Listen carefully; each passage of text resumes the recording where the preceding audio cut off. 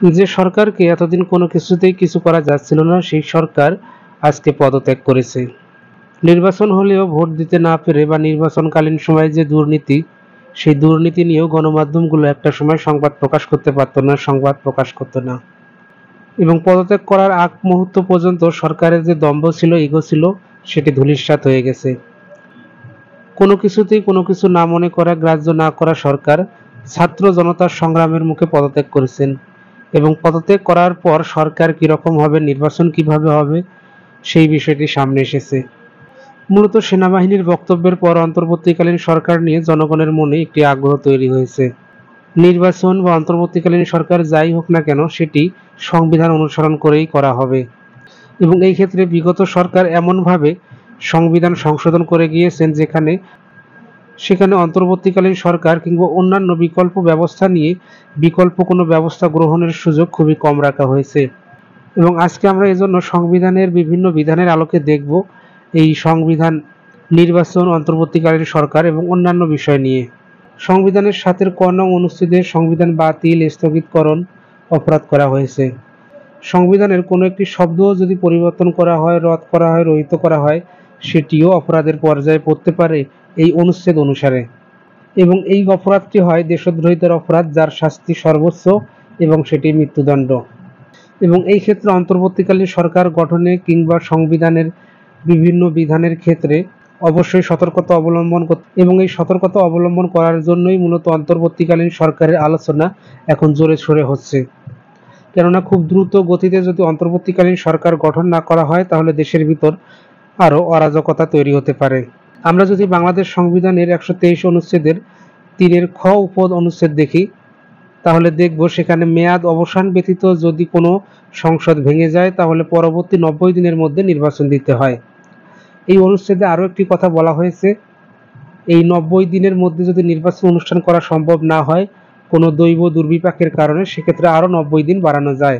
অর্থাৎ উপযুক্ত কারণে আরও ৯০ দিন বাড়ানো যায়, মোট ১৮০ দিনের মধ্যেই নির্বাচন অনুষ্ঠিত হতে হয়।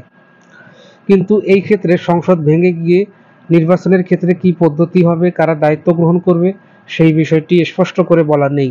এবং এই বিষয়টি এজন্য সংবিধান বিশেষজ্ঞ এবং বুদ্ধিজীবীদের মাধ্যমে সমাধান করার জোর প্রচেষ্টা চলছে এবং আলোচনাও চলছে। অন্তর্বর্তীকালীন সরকার মূলত এমন একটি সরকার যারা নির্বাচিত না হয়েও নির্বাচন অনুষ্ঠান করার পূর্ব মুহূর্ত পর্যন্ত দায়িত্ব পালন করে। আমরা জানি রাষ্ট্র গঠিত হয় সরকার, নির্দিষ্ট ভূখণ্ড, জনসমষ্টি এবং সার্বভৌমত্ব নিয়ে। রাষ্ট্র গঠনের এই যে কাঠামো, সেই কাঠামোকে ঠিক রাখতে হলে অবশ্যই একটি রাষ্ট্রের সরকার থাকতে হবে। এবং সংসদ যখন ভেঙে যায়, যখন সরকার থাকে না, এক্ষেত্রে বাস্তবিক প্রয়োজনেই অন্তর্বর্তীকালীন সরকার, তত্ত্বাবধায়ক সরকার, নানান সরকারের বিধান রাখা হয়েছে বিভিন্ন দেশে। এবং বাস্তবতার নিরীক্ষে সংবিধানে যদি এই বিধান নাও থাকে, তারপরেও ব্যবস্থা নেওয়া যায়। তবে অন্তর্বর্তীকালীন সরকার কিংবা সরকার নির্বাহী দায়িত্ব পালন করলেও নির্বাচন অনুষ্ঠান করার দায়িত্ব কিন্তু সংবিধান অনুসারে নির্বাচন কমিশনের। নির্বাচন কমিশনকে এই দায়িত্ব দেওয়া হয়েছে সংবিধানের ১১৯ অনুচ্ছেদে। আমরা বিভিন্ন সময় দেখেছি নির্বাচন কমিশনের নির্বাচন অনুষ্ঠান করার যে দায়িত্ব এবং কর্তব্য, সেই দায়িত্ব এবং কর্তব্যে হস্তক্ষেপ করা হয় এবং তার মাধ্যমে একটি বিশেষ গোষ্ঠীর সুবিধা নিয়ে ক্ষমতায় আসার চেষ্টা করে। বাংলাদেশ এই চর্চা খুব বহুল আকারে প্রচলিত এবং বাংলাদেশের জনগণ এর খুব ভুক্তভোগী এবং দীর্ঘ সময় ধরে আরও প্রচণ্ড আকারে ভুক্তভোগী।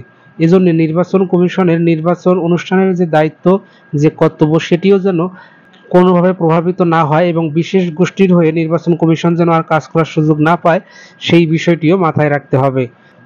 শুধুমাত্র একটি অন্তর্বর্তীকালীন সরকার নয়, বরঞ্চ নির্বাচন কমিশনের নিরপেক্ষতাও একটি সুষ্ঠু নির্বাচন গড়ার ক্ষেত্রে, সুষ্ঠু বাংলাদেশ গড়ার ক্ষেত্রে গুরুত্বপূর্ণ ভূমিকা পালন করবে। আশা করা যায় এই গণজোয়ারের পর, গণসংগ্রামের পর, গণযুদ্ধের পর বাংলাদেশের যে অর্জন, সেই অর্জন আরও সুন্দর, সুশ্রী এবং শান্তিপূর্ণ হবে এবং এই দেশে জনগণ শান্তিতে স্বাধীনতার সর্বোচ্চ সুখ উপভোগ করে বসবাস করতে পারবে। বাংলাদেশ থেকে সকল ধরনের অন্যায়, বৈষম্য এবং দুরাচার বন্ধ হয়ে যাবে এবং রাজনীতির ক্ষেত্রে যে দুর্বৃত্তায়ন, রাজনৈতিক ক্ষমতার যে অপব্যবহার, সেটিও বন্ধ হয়ে যাবে। এবং এই পদত্যাগের উদাহরণটি বাংলাদেশের প্রত্যেক রাজনীতিবিদ যারা ক্ষমতার অপব্যবহার করতে চায়, করে, তাদের ক্ষেত্রে উদাহরণ হয়ে থাকবে। আমরা নাগরিক হিসেবে আমাদের দায়িত্ব যেমন পালন করব, তেমনি রাষ্ট্রের কাছ থেকে আমাদের যে অধিকার সেই অধিকারটিও বুঝে নেব। আশা করি আজকের আলোচনাটি আপনাদের ভালো লেগেছে। পরবর্তীতে নতুন কোনো আলোচনা নিয়ে আসা হবে। ধন্যবাদ, ভালো থাকবেন।